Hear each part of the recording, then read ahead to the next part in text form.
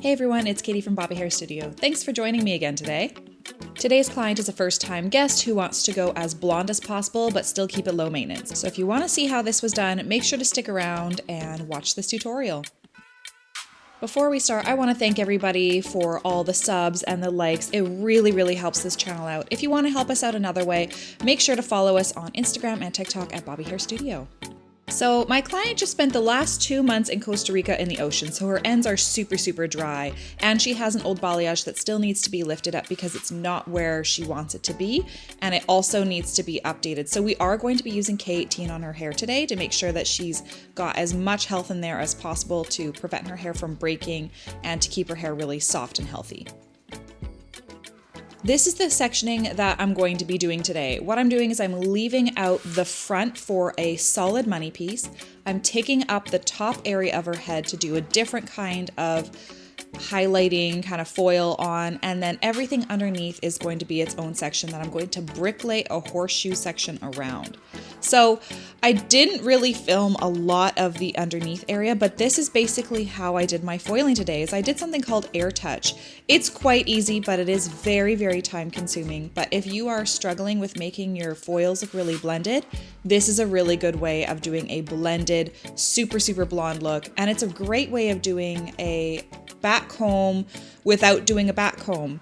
So what I'm doing here is around the underneath area that I just showed you is I'm lifting up all of that, and I'm trying to make every single hair as blonde as possible and go up as high as possible. This way she has blonde in her hair that lasts for a super long time, and because it's underneath, it doesn't need to be touched up very often. On the top area of her hair, I'm going to be doing a little bit more of her root drop down, so she has that softness draping over like a veil over top of that blonde. When you have more subtle foils up on the top and more strong foils underneath, you get that really blonded ends result, and you get a blonde that lasts a really long time. Rather than doing the opposite where you put lots of blonde up on the top foils and less blonde underneath, you get more dimension that way, but only get to really see it when the hair is curled. I do prefer this method, and I do it with a lot of my clientele who want a really soft smudgy root without actually having to use toners for the smudge root. I'm still going to use a toner today because it just gives that little extra bit of blend, but this is a fantastic way to start doing balayage if you've never done it before, or if you're pretty new to airtouch. This is a really easy method. It's very simplified for you guys. So there's basically only 2 ways that I'm doing airtouch here, and I'm also doing slices up in the front where her money piece is.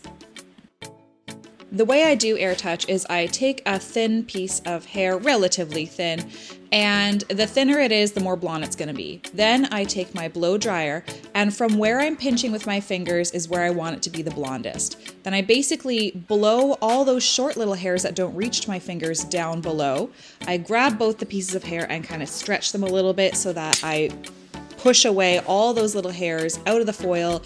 They won't be in there anymore, which means that they're going to stay on the darker side. And this is a great way to blend the hair without backcombing for anybody who has a sensitive scalp or might have very hair, like prone to breakage with just brushing their hair. So I do actually really like this method. And then I do like to feather up as much as possible. Some stylists like to bring it right up to the root and go kind of straight across with their foiling, which is totally a legitimate way of doing it. But if you do want an even softer blend, use your brush to feather up everything. So here I'm just showing you again how all those little hairs that aren't going to be in the foil, they're all being pushed away. And the nice thing is that this isn't like a weave. A weave, you're taking little chunks of hair at a time, versus this is blending it hair by hair individually. So you get a really soft look with this. And when you're painting on your lightener, you can either hold and hand paint and lay it onto the foil, or you can paint it on the same way that you would paint highlights, where you put the foil down and then slap the color up onto the hair. I do it both ways, all over the head. It doesn't super matter, but if you want to be a little further away from the root, I would suggest holding it out and painting up, because that gives you an even softer blend. Now this is the part where I take the front of her hair and I'm actually not pushing away any hair using the blow dryer in my first 3 foils on either side of the top part of her money piece. What I'm doing is I'm just doing back-to-back slices that are really tiny, and I'm using my brush to feather up to make it as soft as possible, but I am still going to do a tiny bit of a root smudge just to further soften up that root area. The last foil that comes up in this money piece just before the foils that are air touched in the back, that one is going to air touched, and quite heavily too. And what I mean by a heavy air touch is I'm going to be blowing a lot of that baby hair out of the foil so that we get a really soft diffusion, and it creates this transition from her money piece into the top foils. Doing this is going to create a really solidly blonde piece up at the front, but it's still going to give her a little bit of diffusion at the root, which is what we want.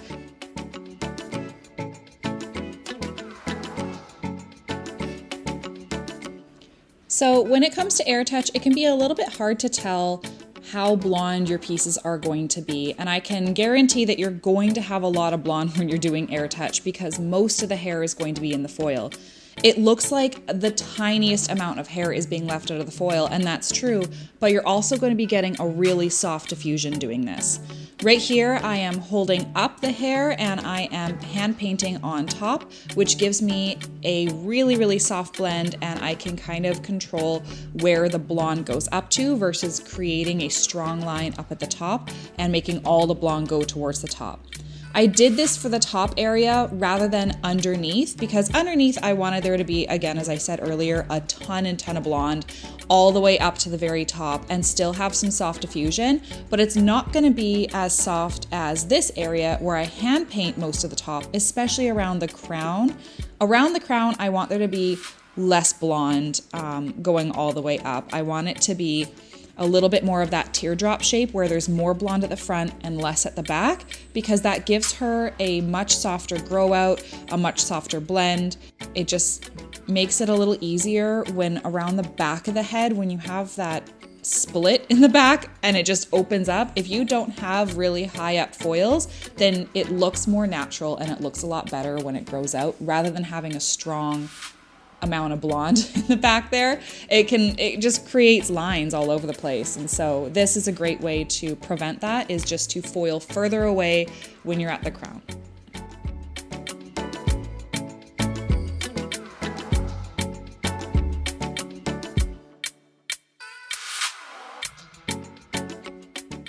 Now that I'm finished foiling up the top, what I'm going to do to protect all of my foils from any kind of leakage, which you can notice can happen probably to a lot of your foils that get really warm over time or have been in someone's hair for a long time, is that you get a lot of clouding. And the way that I prevent this is I take a foil and I wrap it underneath, fold it on either side and up the bottom, just so that in case there's any of those kind of puffy foils, that they don't potentially leak some bleach onto areas that I don't want lightened, because it won't even lighten all the way. It'll just get like a little orange spot in the hair, and you definitely want to prevent this.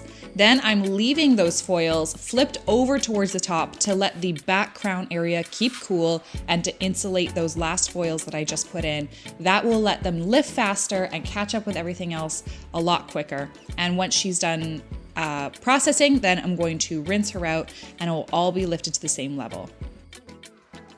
Here she is. This is the raw lift. You could see where the foils start and where they end. So we're going to do a root smudge just to even blend that even more.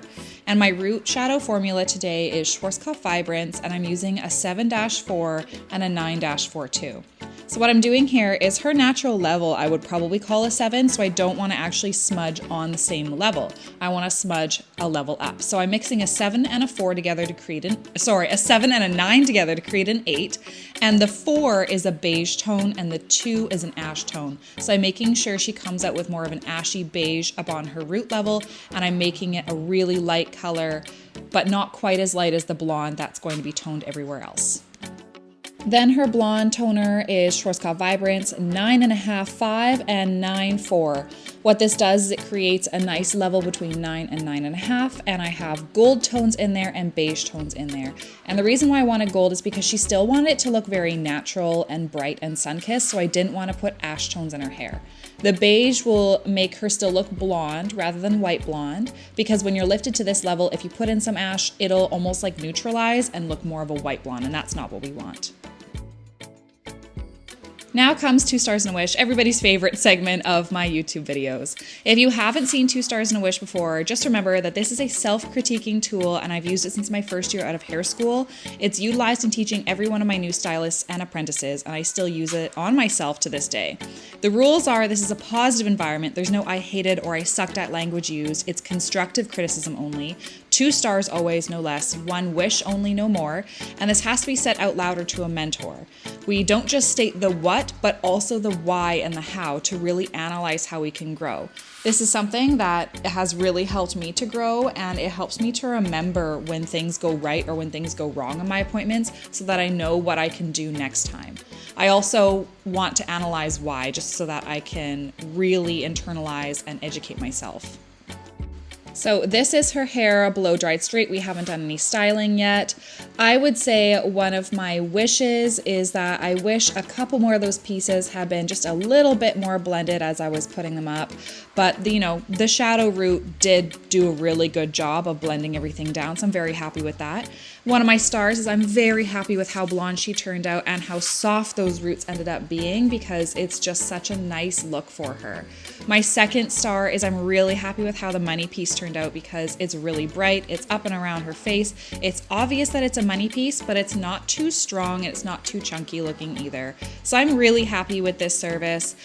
My client said that she loved it as well. It's exactly what she was going for.